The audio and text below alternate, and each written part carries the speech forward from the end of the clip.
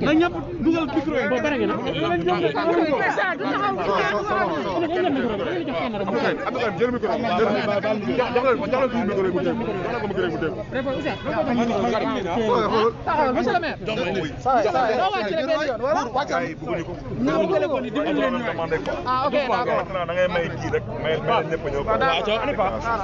allez, posez vos questions. Qu'est-ce qu'on peut répondre?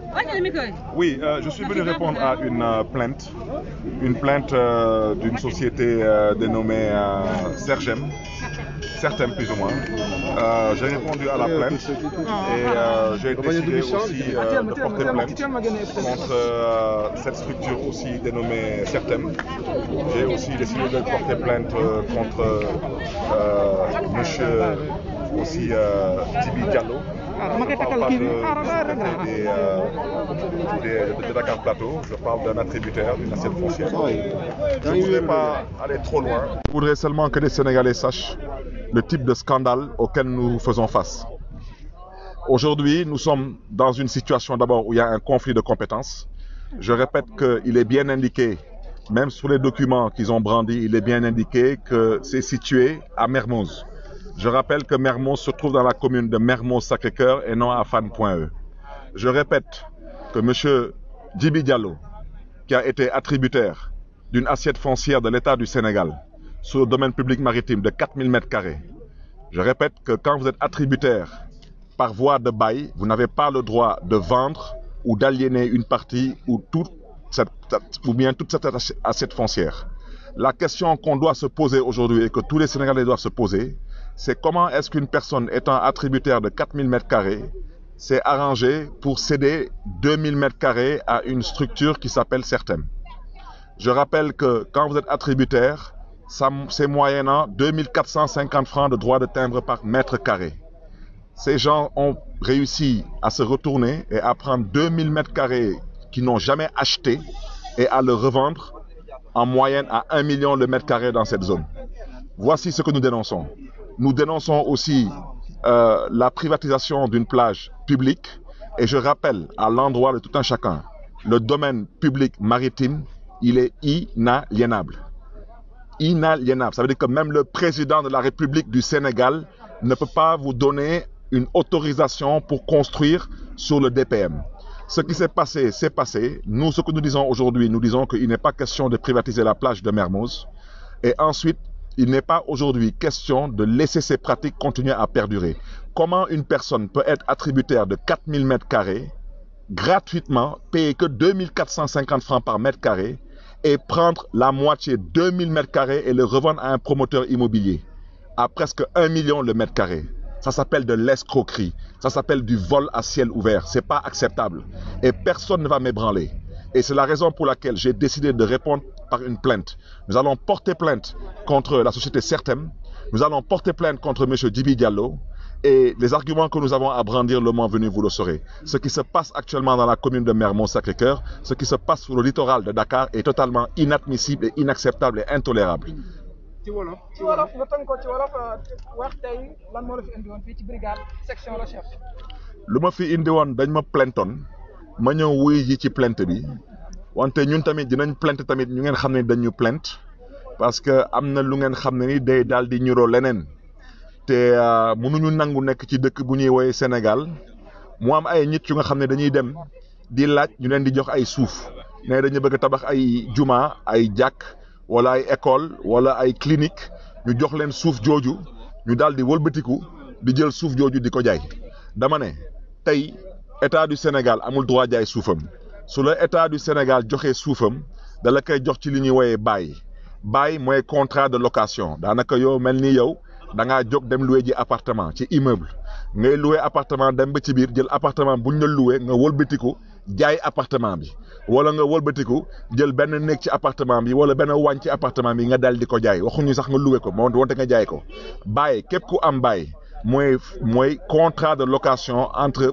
état ak privé donc tey lu ñuy ñaawlu mooy naka la état mën a yëkkati suufam jëbbal ko ku ñuy wooye Jibi Diallo boobu kooku daal di wëlbatiku daal di jël genn wàllu suuf jooju jaayaat ko beneen société loolu dañ koy ñaawlu loolu yoon daf ko tere bu ci tegu tamit lu ñuy ñaawlu mooy géej bu ngeen xam ne nii man mii fa laa jàng fay te tey yàlla may na ma nekk maire gox gi donc xam ngeen yàgg na ma jàngoon fa fay tey ñu ne dañuy jël géej googu dugal ko ci benn propriété privée mais ñooñu ñoom ban xeetu ñoom ay ñan xeetu sénégalais lañu sénégalais yi nga xam ne nii nga jóg dem ba jël lu mel ni géeju ñëpp nga ne da nga koy akimo ñuy wax ak yow nga ne da ngay porter plainte dama ne loolu yebel la te comme man yebuma kenn du ma nangu kenn di ma yeb dama ne gox gi ñun kenn nommewuñu kenn faluñu dañu kenn nommewuñu ñun dañu fal dañu dem élection gagné wante nag wax naa ko sànq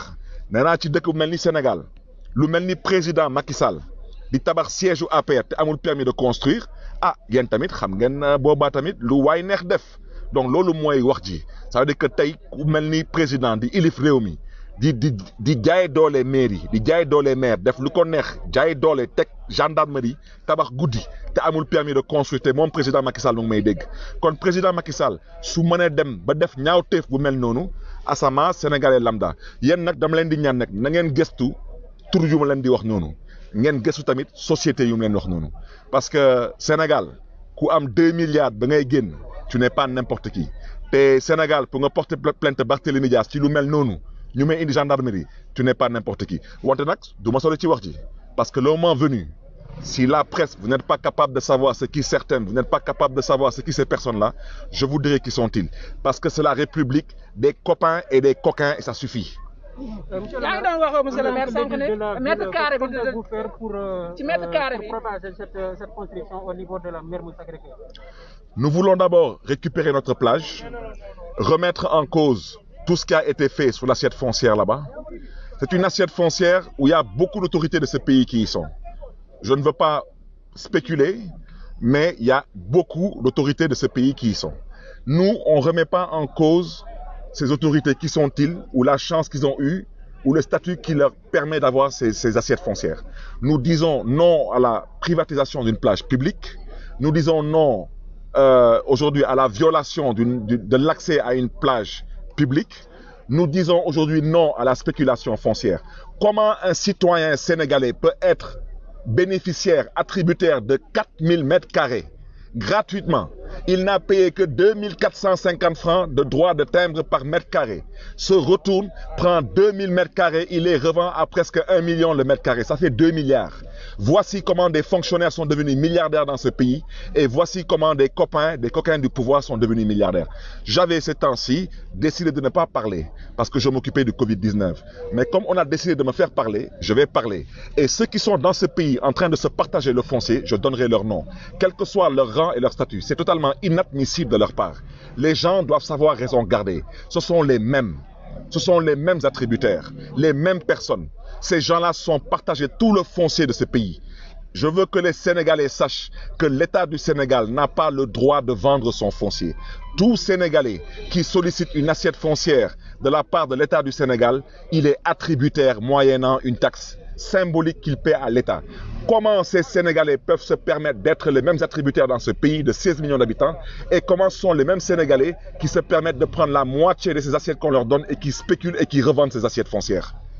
Au nom de quoi? Et je souhaiterais rappeler à l'endroit de l'autorité que la loi est claire. La loi dit que nul n'a le droit d'être plus de 2 fois attributaire dans le même département.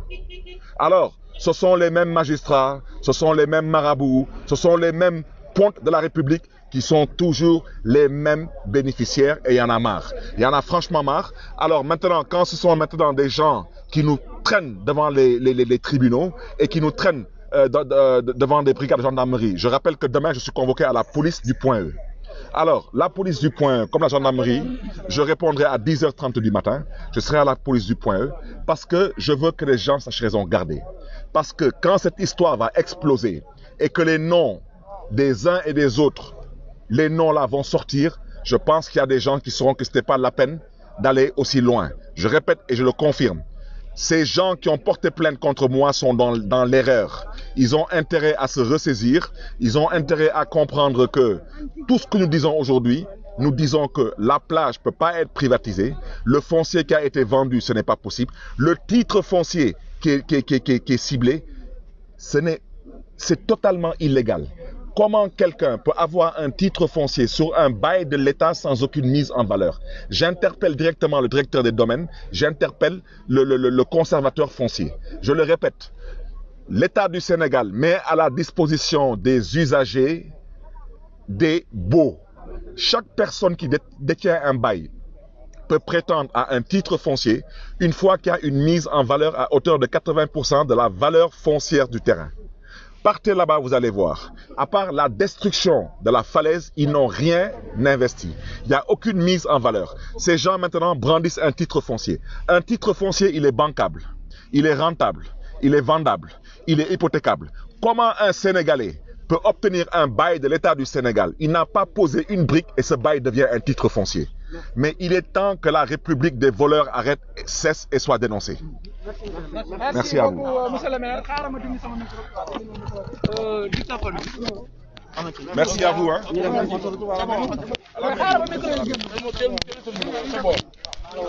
Merci beaucoup.